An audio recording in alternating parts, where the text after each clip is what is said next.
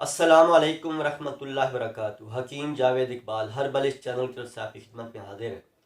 आज जिस मौजू के ऊपर हमने बात करनी है वो है ख़वातीन के हवाले से कि ख़वातीन को अमूमी तौर पर जिस्म के ऊपर ये गोल गोल निशान बन जाते हैं, जिनके अंदर थोड़ा सा उभार भी होता है और बहुत ज़्यादा खारिश हो जाती है और जल्द जो है वो सुर्खी माइल हो जाती है। तो इसी मौजू पे आज हमारी वीडियो है, तो वीडियो को शुरू से लेकर आपने आखिर तक लाजमी सुनना है। इंशाल्लाह इससे आपको बेहतरीन फ़ायदा होगा इंशाल्लाह।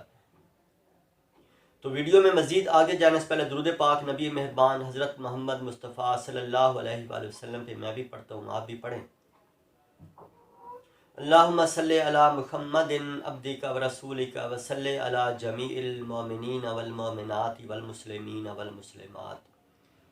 जैसा कि आज का मौजू मैंने छपाकी के हवाले से यानी खारिश एलर्जी के हवाले से, जिन ख़वातीन को मोटे गोल गोल ये थप्पड़ से बन जाते हैं, इस हवाले से आज की हमारी ये वीडियो है। तो बुनियादी तौर पे इसकी वजूहात क्या होती हैं? असल में इसकी बुनियादी जो वजह है वो है मैदे की खराबी। जब मैदे के अंदर बिगाड़ आ जाता है, मैदा जिगर के अंदर हीट पैदा हो जाती है, तो उसकी वजह से क्या होता है कि जल्द के ऊपर ये ऐसे छोटे छोटे गोल दायरे नुमा ये उभार पैदा होना शुरू हो जाते हैं, जिनके अंदर खारिश और एलर्जी बहुत ज़्यादा शदीद किस्म की होती है और ख़वातीन बेचारा बड़ी परेशान होती हैं। तो इसमें बुनियादी तौर पर जैसा कि मैंने आपको बताया कि इसमें मैदे का बिगाड़ होता है, तो इसमें ख़ास तौर पे ख़वातीन को परहेज़ जो है वो इसमें लाजमी करना चाहिए। जितनी खट्टी चीज़ें हैं, जितनी गर्म और मुहर्रक चीज़ें हैं, जितनी तली हुई चीज़ें हैं जितनी ये तली हुई चीज़ें हैं, तो इनसे आपने अवॉइड करना है।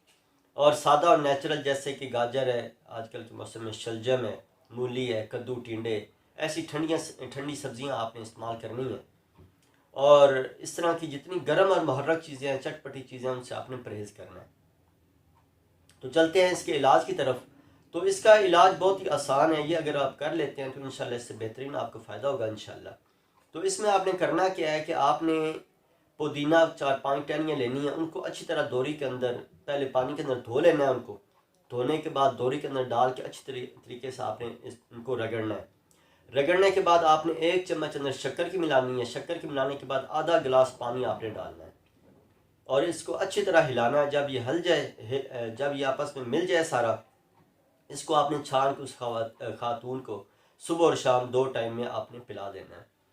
तो इंशाल्लाह ये अगर आप लगातार करते हैं तो इंशाल्लाह ये खारिश और एलर्जी जो है ये इंशाल्लाह आपकी ख़त्म हो जाएगी।